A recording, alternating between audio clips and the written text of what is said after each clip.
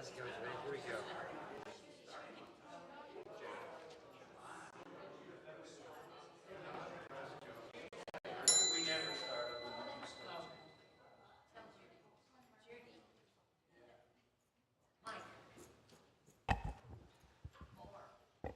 Good morning. I can even hear that.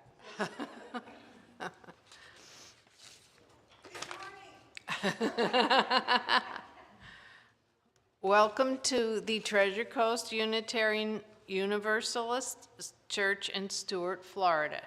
Today's Sunday, November 9th. I'm Judy Clow, and I'm your worship associate today. We welcome people of all gender identities, ethnicities, ages, religions, and backgrounds. Here we celebrate the interconnected living mission of the Unitarian Universalist principles, as printed on the back of your order of service, in case you're not familiar with them. Welcome to all who are watching on YouTube this morning. To be put on our mailing list or to find out more about us, please go to our website at tcuuc.org. Now is the time to put your cell phones in prayerful mode. Yes, I borrowed that from one of our previous worship associates. If there's any visitors this morning who are here for the first or second time, now maybe I can see. If you're comfortable, step up to the mic right here and introduce yourself.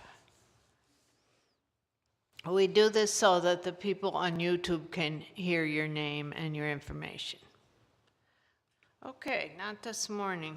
Okay, everybody's got one of these, I hope, our order of service. We get all our announcements from the order of service and from the newsletter that goes out on Fridays.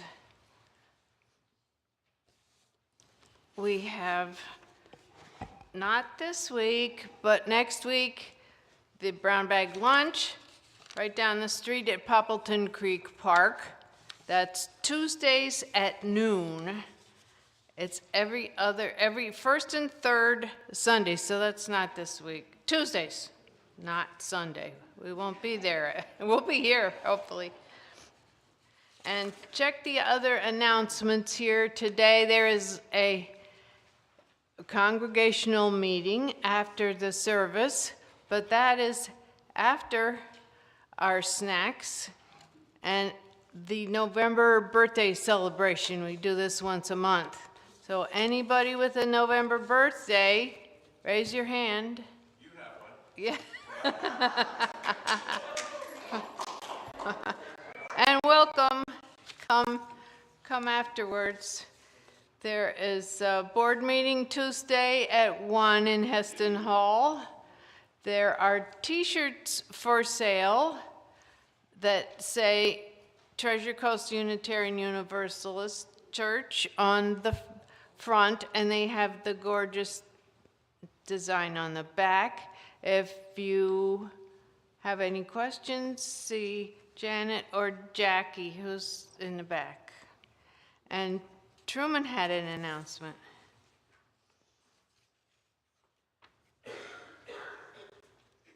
Good morning, Truman Dunn for Social Justice. Sorry, it seems like I'm coming up every Sunday, but I'm not going to be here next Sunday, so you'll get a break. But that's also the reason I'm saying something this morning, that on the first compassion bench to be placed in an elementary school is at the school. It's being finished, painted by the students and all that. And the dedication ceremony will be Friday the 21st at 1:30 in the afternoon at Port Salerno Elementary. It'll be in the playground. That's the only place where they can get all 700 kids. The playground is easy to find because it's right in front of the main entrance of Port Salerno Elementary. Since our congregation, along with Stewart Pentecostal and St. Mary's Episcopal, provided the funds to pay for the bench and its installation, All of you are invited. I don't know if you've been to Port Salerno Elementary before. It's a delightful community there. And again, it's 1:30. It's only going to be about a half hour. Some students, fifth graders, probably will be reflecting on what compassion means to them. There'll also be, I think, a dance team doing a number. And then there'll be an unveiling of whatever design they've come up with the arts teacher and art student. So next, 2 weeks, I guess, Friday the 21st at 1:30, and we will put it in update to remind you, but feel free to join us that afternoon. Thanks. Thanks, Truman. Yeah. Go ahead.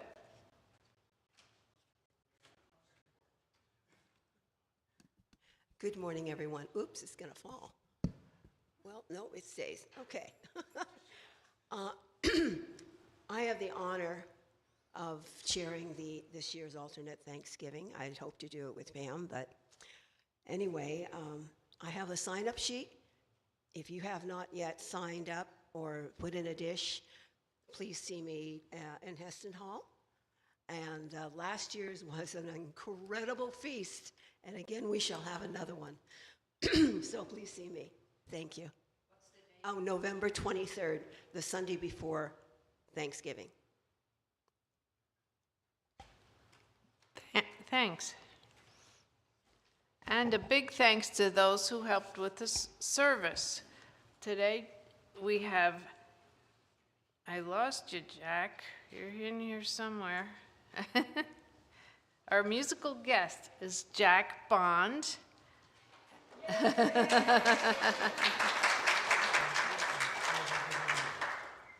And Judy Bajoris will be on piano, accompanying the songs when Jack's not playing, and leading the TCUUC choir. Our greeters are Janet Grote, Judith Watt, and David Gray, and we have ushers, which hopefully will appear from somewhere since I did not remember to ask anyone. We have a great tech support team, Karina and Alistair. I know Alistair's in here somewhere, probably back with Karina. Hospitality team today is Joanne Leone, Marguerite Gregory, Jackie Buckley, and Florence Treacle. And thanks so much for what they do for us every week.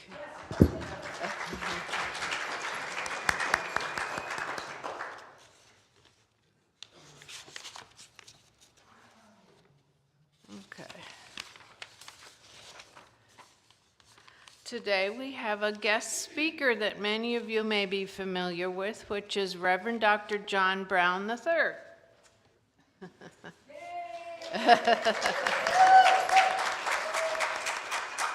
It's always a pleasure to have Reverend John Brown with us. John is a cherished regular guest minister here at TCUUC and always brings us a compelling, relevant message. John holds a doctorate in religion from Claremont School of Theology in California, is a ministerial affiliate at the Vero Beach UU congregation where he facilitates groups, does congregational visitations, and steps in for Sunday services. Thanks, John. We always enjoy having you, and we look forward to your sermon today. Thank you. Now is our prelude. Good morning.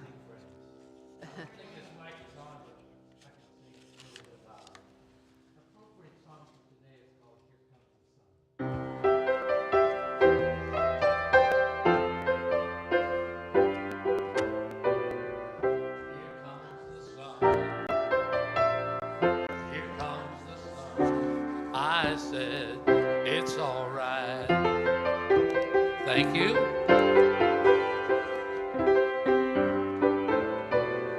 Little darling, it's been a long, cold, lonely winter.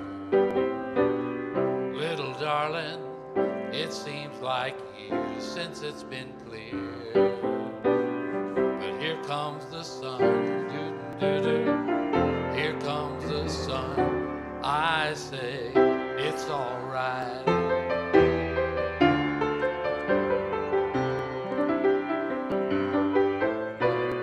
Little darling, I see the ice is slowly melting.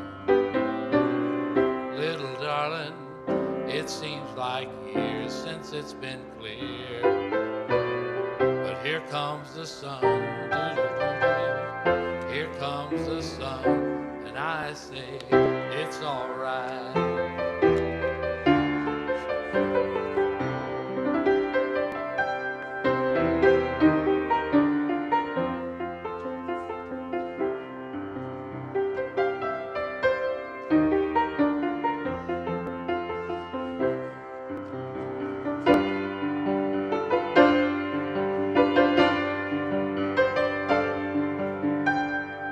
Little darling, I see the smiles returning to their faces.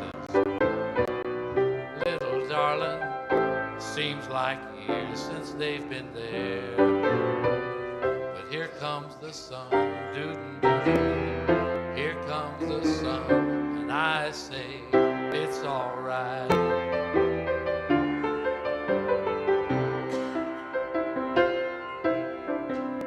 It's all right.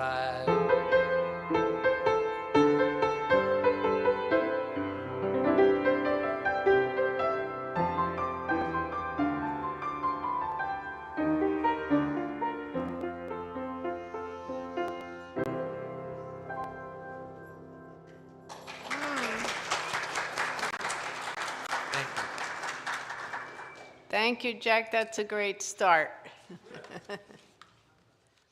Our chalice lighting this morning is from the back of the hymnal number 448.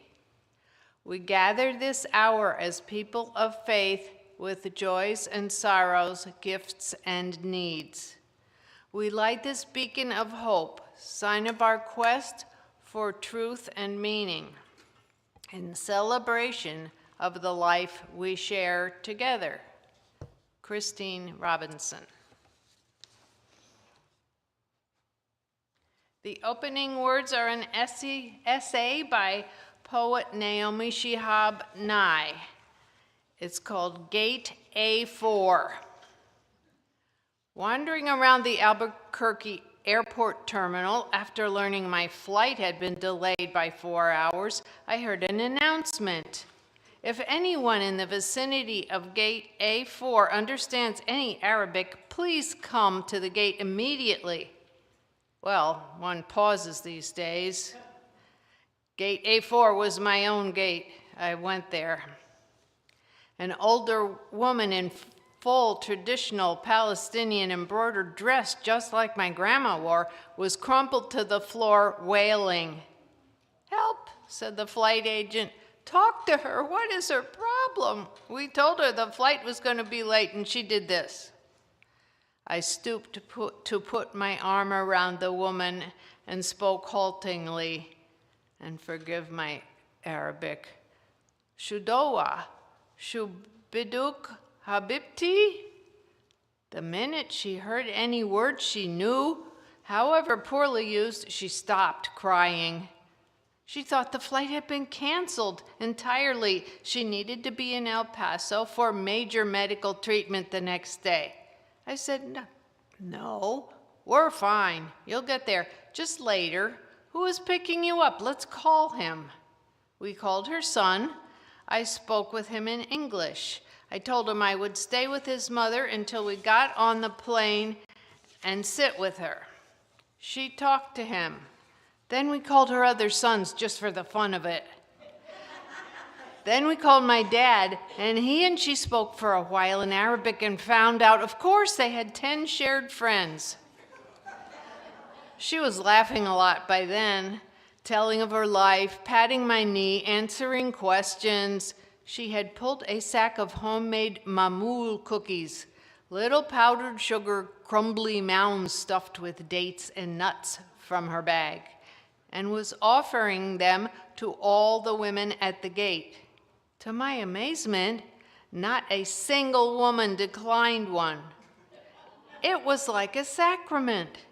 The traveler from Argentina, the mom from California, the lovely woman from Laredo. We were all covered in the same powdered sugar and smiling. There is no better cookie. And then the airline broke out free apple juice from huge coolers, and 2 little girls from our flight ran around serving it. They were covered with powdered sugar too. And I noticed my new best friend had a potted plant poking out of her bag. Such an old country tradition. Always carry a plant, always stay rooted to somewhere.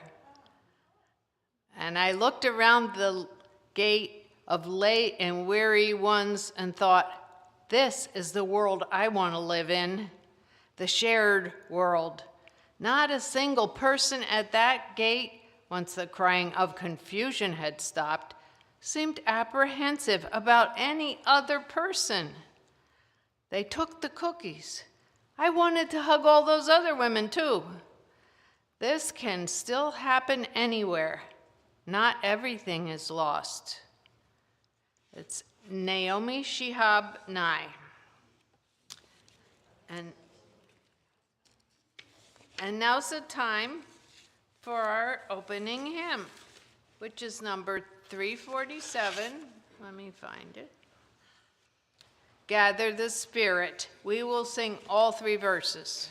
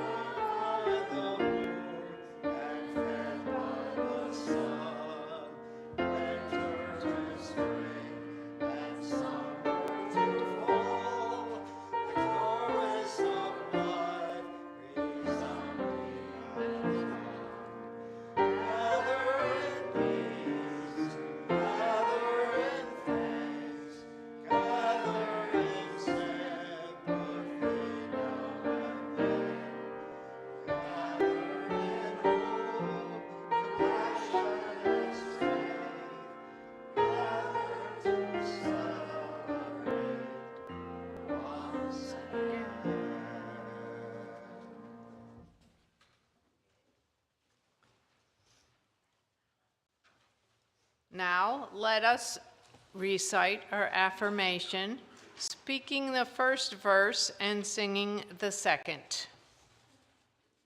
Love is the spirit of this church, and service is its law.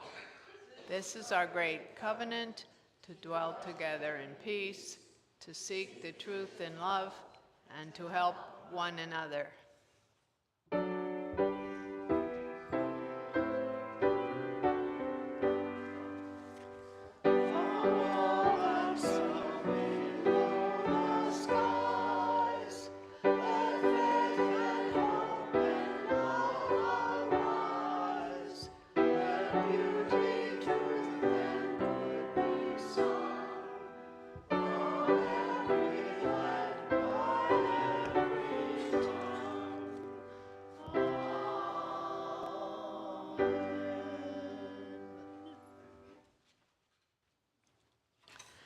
let us share our joys and sorrows.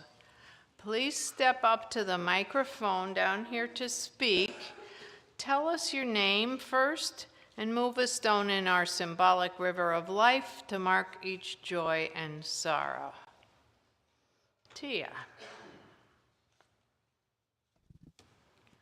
Hi, my name's Tia Breeding. I'm the president of the congregation, so you're going to see me again in the other room for a congregational meeting.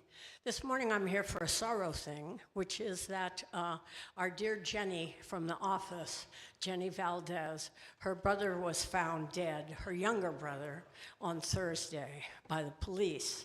So the police still have his body in custody, and they're continuing an investigation. She will let us know more later, but she did give me permission to tell you that much.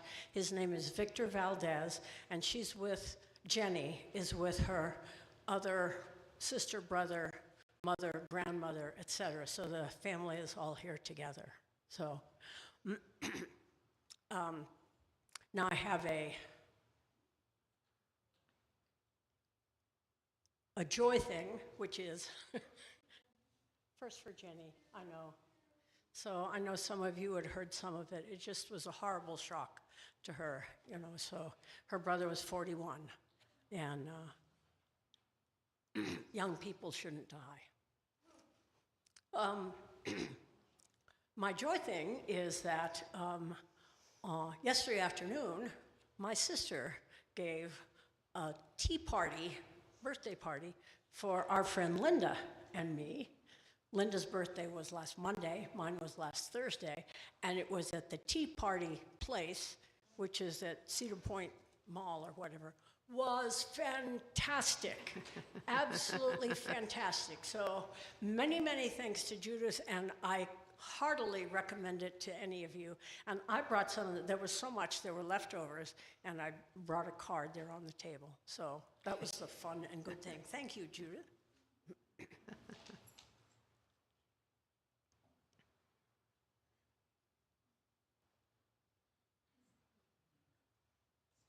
My name is Brenda, and I have a mixed bag. First, I want to acknowledge any veterans that are in our congregation. I would like to acknowledge my husband, who is a veteran, and my veteran family. You want us to stand? Yes, that would be great. Right now, our country's in a crisis, and our people are suffering for this. So keep them in your heart and remember them on Tuesday. The other thing I want to make a suggestion is that I watch a lot of Netflix because I'm here by myself, and there's a fabulous movie. It's called Military Wives. You will cry, you will laugh. Enjoy. Thank you.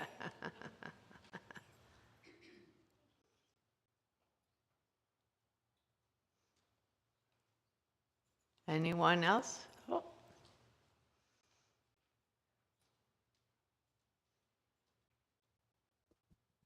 Hi, I'm Carolyn Haken, and I may not look like it, but I'm a football fan. My joy is that my alma mater, James Madison University, is doing very well this year. I stayed up late watching the game last night, so I'm tired today. But they've only lost one game this season, so maybe they'll make it into the playoffs.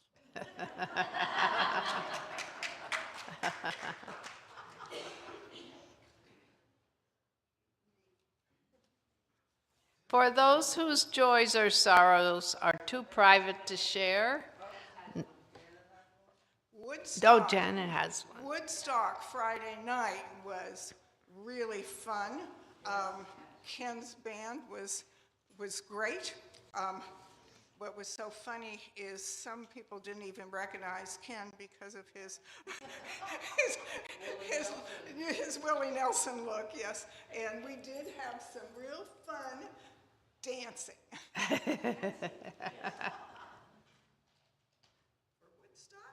Woodstock?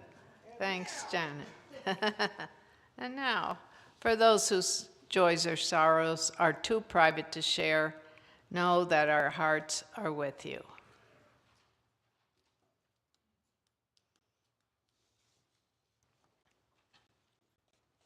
Now, John will do a responsive reading for us. And I would like you to join with me as you remain seated. The title of it is A Harvest of Gratitude. Once more, the fields have ripened to harvest, and the fruitful earth has fulfilled the promise of spring. The work of those who labor has been rewarded. They have sown and reaped, planted and gathered. How rich and beautiful is the bounty gathered, the golden grain and clustered corn, the grapes of purple and green, the crimson apples and yellow pears, and all the colors of orchard and garden, vineyard and field. Season follows after season, after the winter, the spring, after the summer, the harvest-laden autumn. From bud to blossom, from bud to bud, from seed to bud again, the beauty of earth. From the harvest of the soil, we are given occasion to garner a harvest of the heart and mind, a harvest of resolve to be careful of all life's gifts, a harvest of reverence for the wondrous power and life at work in things that grow and in the soul, a harvest of gratitude.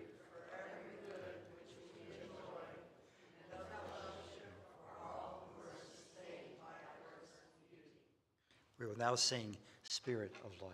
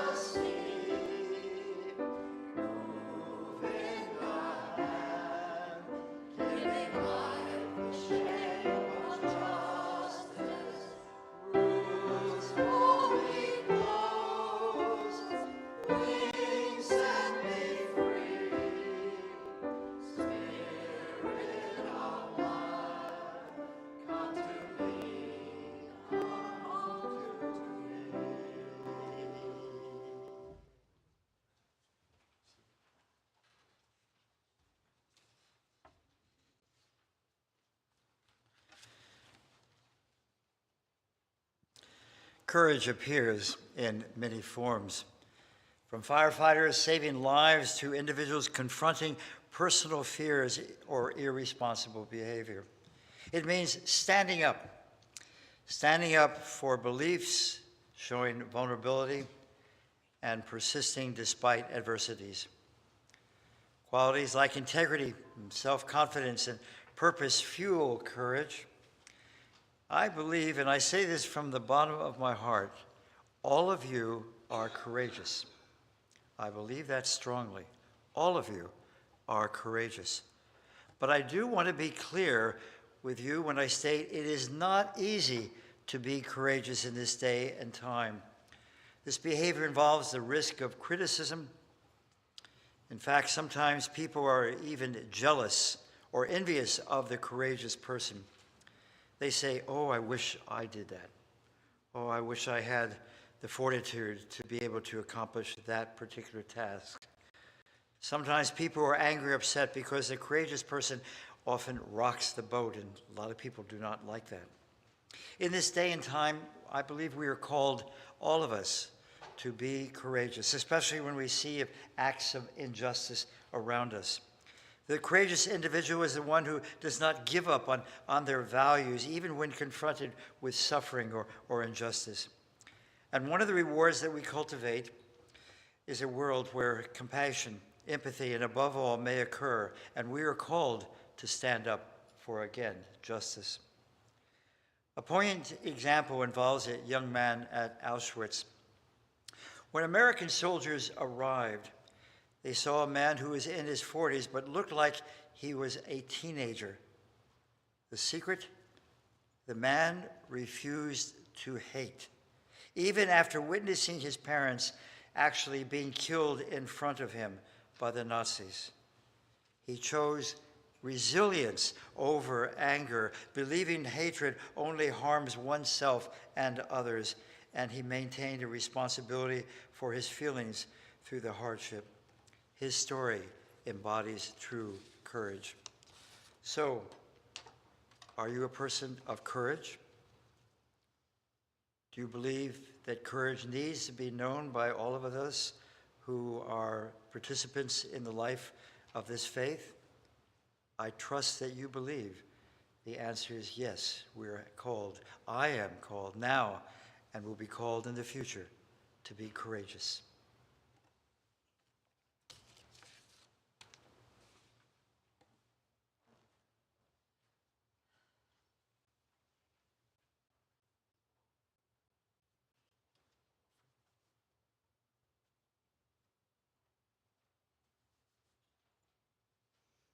It's now time for our offering. Could the ushers please come forward?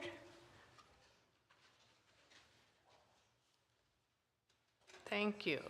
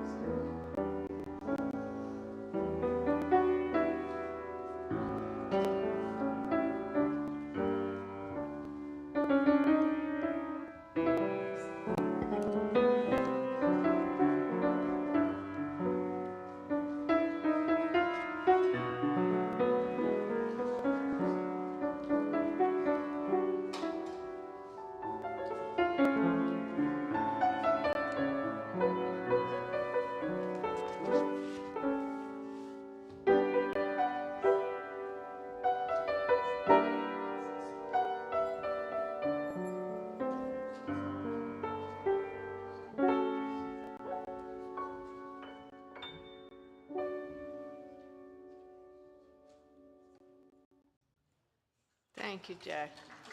Lovely. With these gifts which we freely give and gratefully receive, we say yes to the values of our faith as Unitarian Universalists. Thank you for your offerings and pledges. Now it's time for John Brown.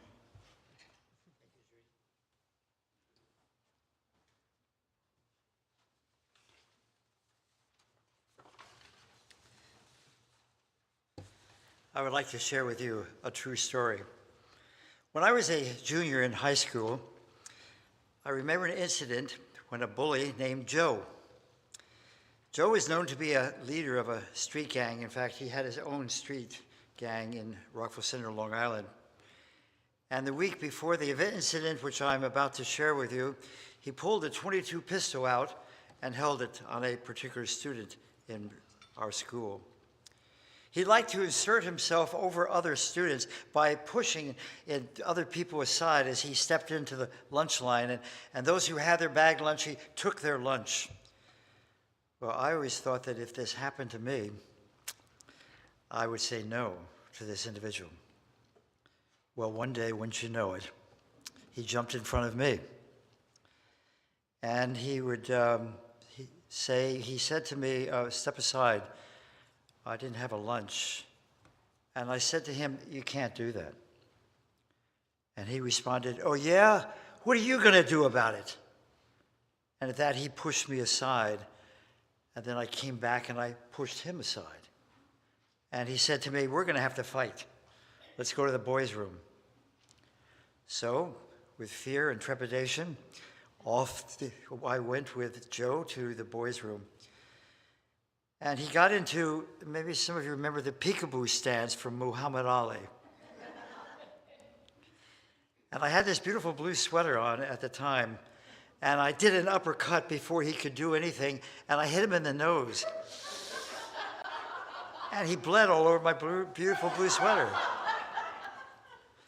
I said, look. And at that, a student ran into the bathroom, saw what we were doing, and quickly ran down to the office and got the 6'4" principal to come into our bathroom. And he said, I want to see both of you in my room downstairs. Well, we went down to the room, and he talked to us, and he scolded both of us for fighting on the school property. He was right. And he said, John, you just simply leave right now. Just go. I want to talk to Joe. And I did leave, and I went out and was curious that I left first. I was glad we didn't leave together because I'm afraid we would have had another fight, so I didn't want that.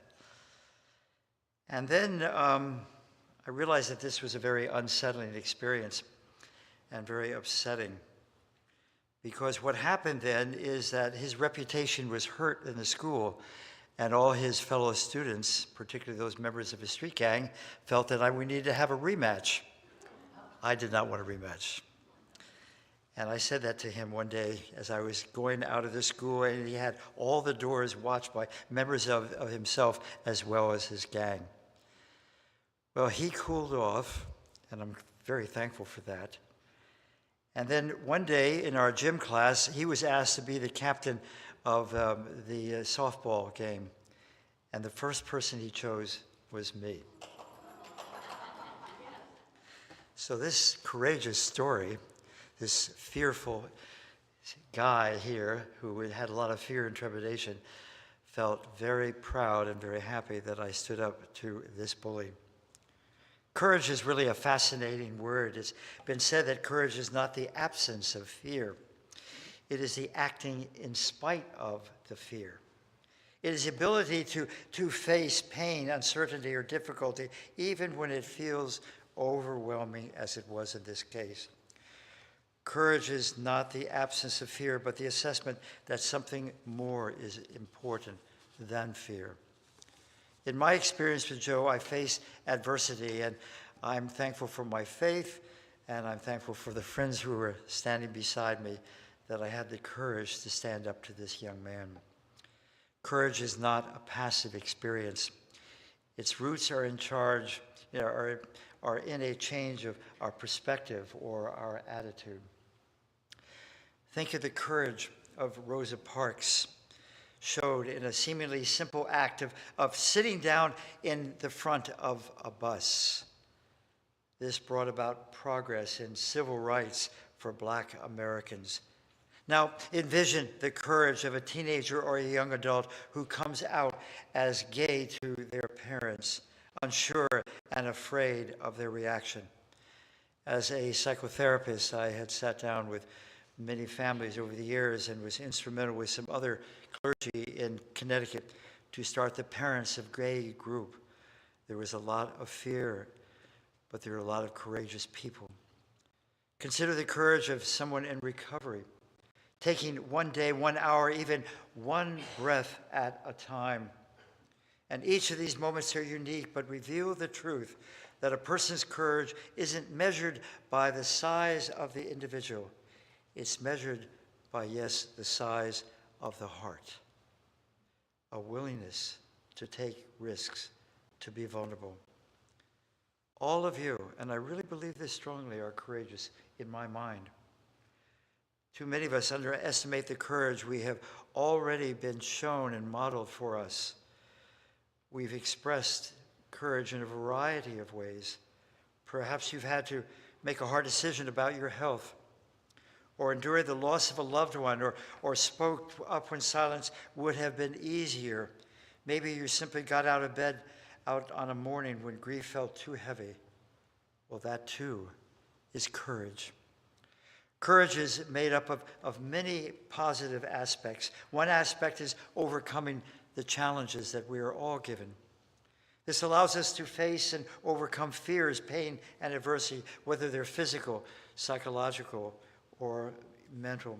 It empowers us to keep going when things are difficult, preventing us from shrinking back from the challenges. Another aspect of courage is upholding values. Courage can help us stand up strongly for core values and beliefs, even when it's unpopular or uncomfortable. This moral courage helps us in preventing injustice and speaking up for what is right. This helps us to break out of our comfort zones and to try new things, leading to new experiences and self-discovery.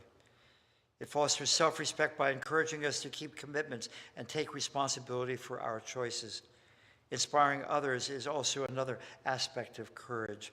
Leading by example and showing faith. Courageous people, yes, courageous people can create a culture of success and motivate others to pursue their own visions. Another positive aspect is tapping our inner strength by pushing past limitations, pushing sometimes harder than usual, past limitations and fears. And courage allows us to fully express, yes, our strengths and our talents. It helps us to pursue new opportunities, make innovative decisions, and ultimately unlock our potential, our full potential for success and a more fulfilling life. To be courageous involves a conscious change in our perspective and behavior, led by body, mind, and spirit, based on integrity and morals. One such courageous person during the time of World War II was Bishop Kiril of Plovdiv in Bulgaria, who stood in the way. Hitler gave the order to depart Jews from Bulgaria and neighboring territories to the extermination camp located in Poland. They were packed into stock boxcars like sardines, and when Kiril and 300 church members came to the train station, openly protesting the deportation, they were not liked at all.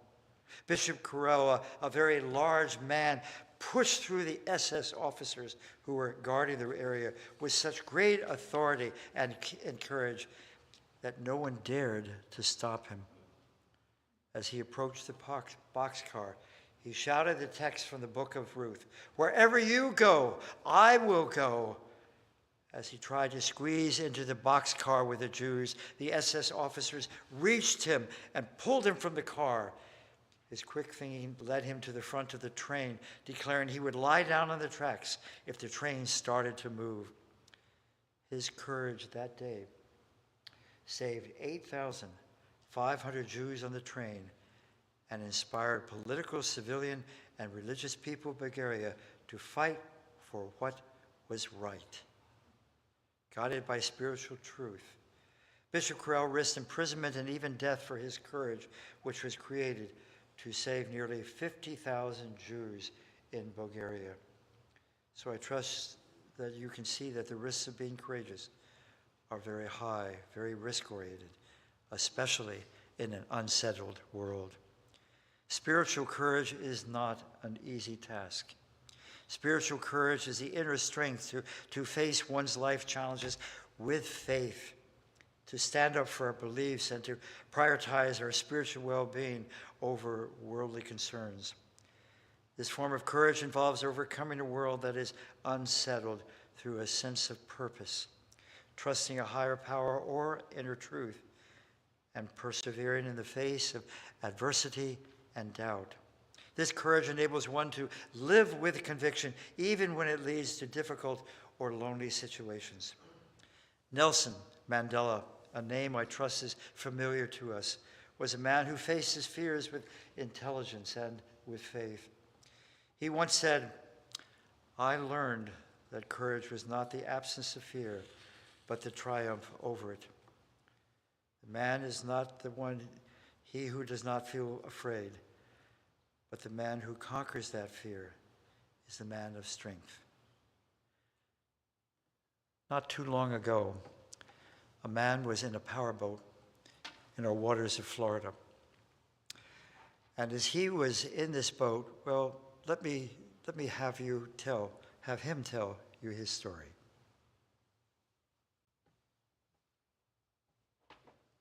That spot in the middle is this man swimming. Hours. What would be the most frightening place? Mountains, desert, Antarctica. I can tell you firsthand that it's the ocean.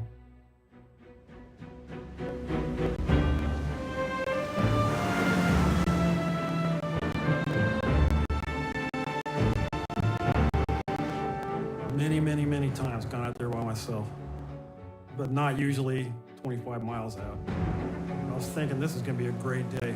Caught 2 nice grouper, and then I put the lures back out, and one of them immediately snagged the bottom.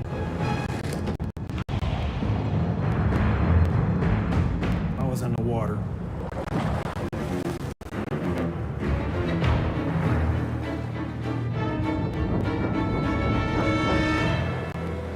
Forgot to put the boat in neutral.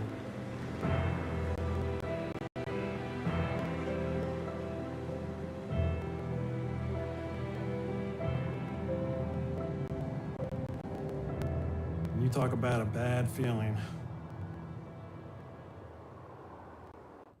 Oh, it's just, I knew death was knocking on the door from the very beginning. I watched the boat go away, and I'm trying to come up with a plan of what to do, and there's really nothing you can do. I mean, I can't believe this. I hope this is a dream. All you can do is start swimming and keep breathing. 80% of it is mental, about 20% is physical. If you don't compartmentalize, you can wig out real easy. I learned that in the Navy. I knew I couldn't swim 27 miles. There's no way I'm going to swim to the beach. So I'm going to swim long enough to stay alive until somebody finds me. That was my plan. Knowing that I wasn't going to swim all the way to the beach, I just did everything slow and calm. I knew my wife wasn't going to call the Coast Guard until it got dark. I got a feeling I'm going to spend the night out here. As the sun goes down, one of the most beautiful sunsets I've ever seen, morale just goes down the tank.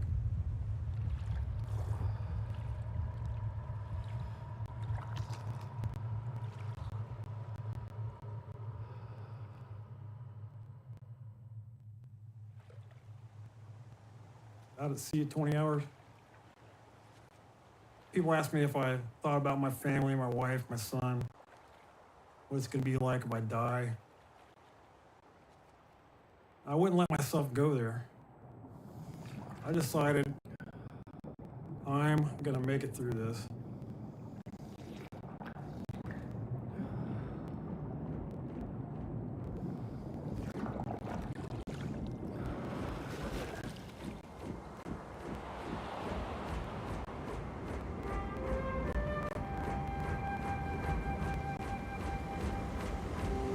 And I did. The guy that found my boat, he looked at my GPS fish finder. He tracked the boat to where I was fishing.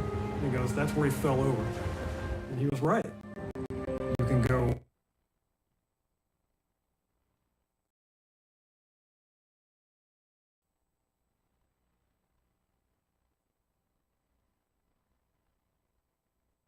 attitude. He had a purpose.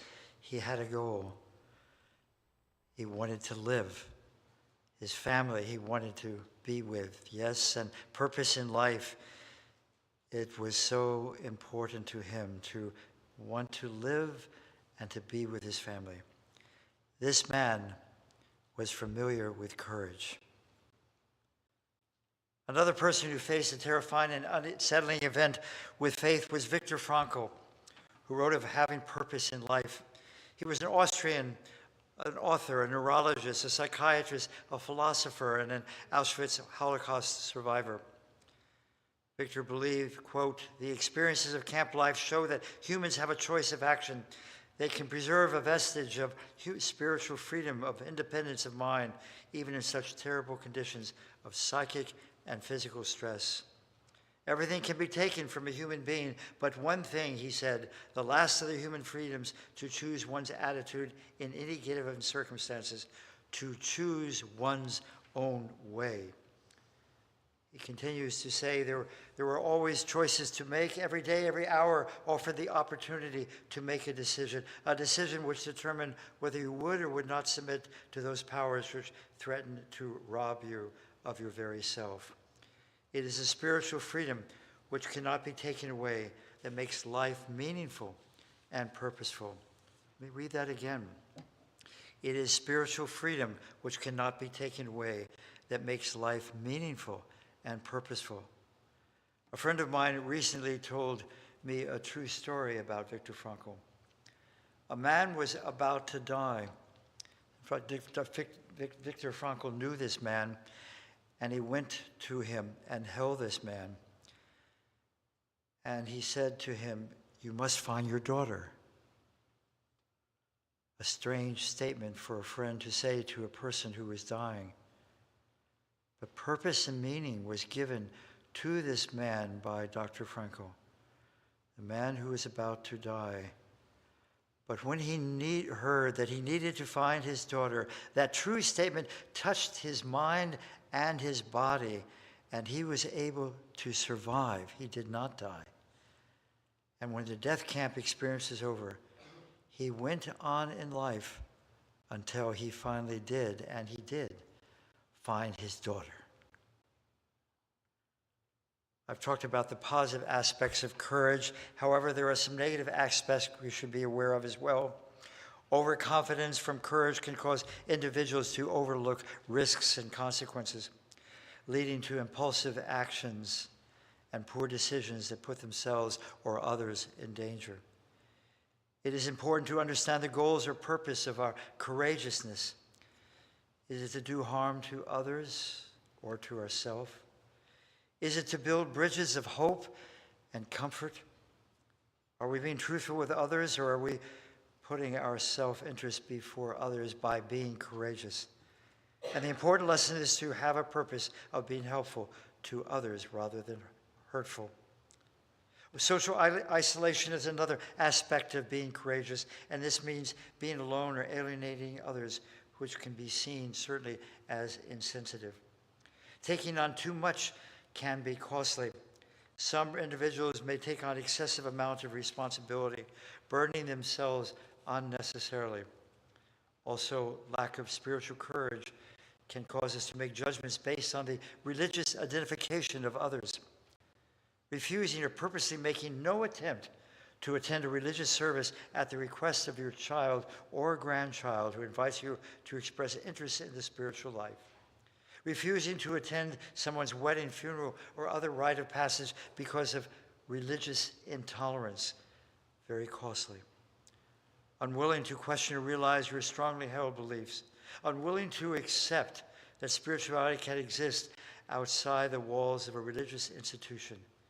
And unwilling to make values inventory, not walking the walk. Lack of respect for others and their beliefs, their culture, and their environment. In conclusion, please keep in mind, my friends, we are not to wait for courage because it is something we choose. You and I choose courage.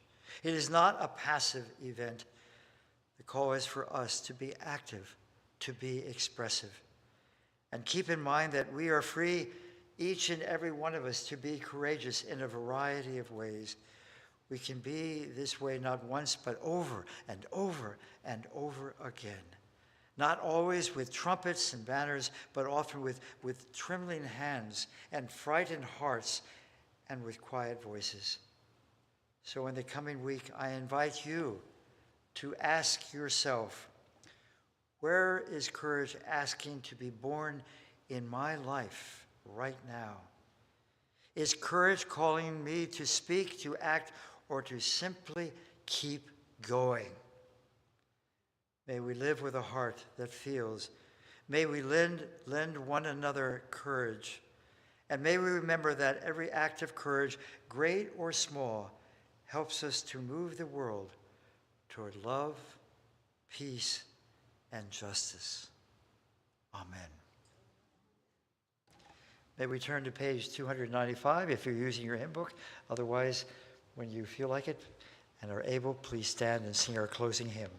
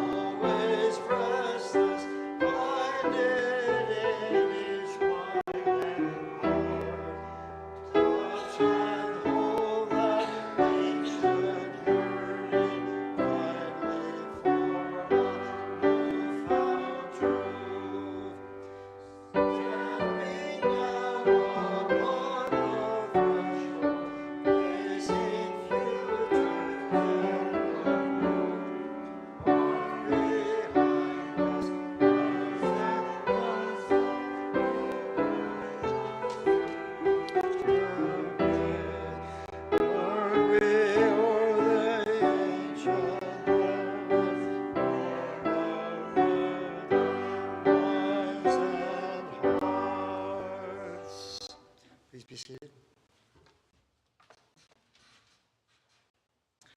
And now may you be brave enough to expose your woundedness and reveal your vulnerability to self as well as to others.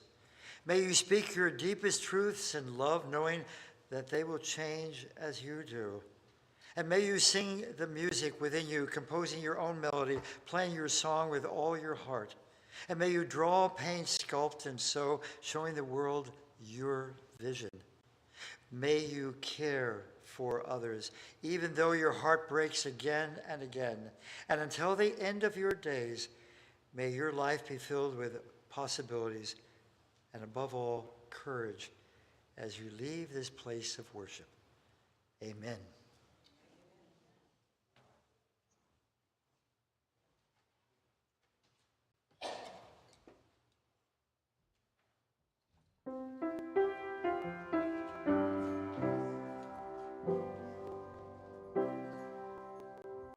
Try to see it my way. Do I have to keep on talking till I can't go on? Why not see it your way? Risk the knowing that our love will soon be gone. We can work it out. We can work it out. Think of what you're saying. You can get it wrong and still you think that it's all right. Think of what I'm saying.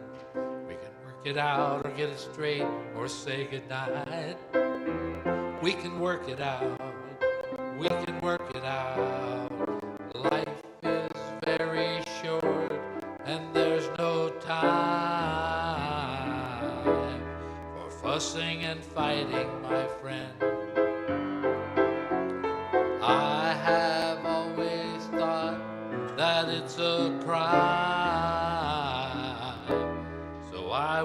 ask you once again. Try to see it my way. Only time will tell if I am right or I am wrong. We can see it your way. There's a chance that we might fall apart before too long. We can work it out. We can work it out.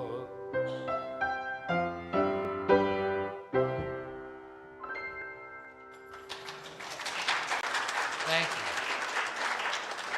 Blessings to all.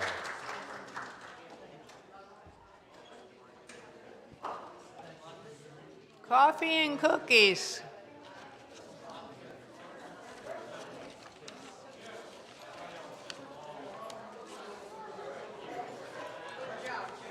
Thank you. Thanks.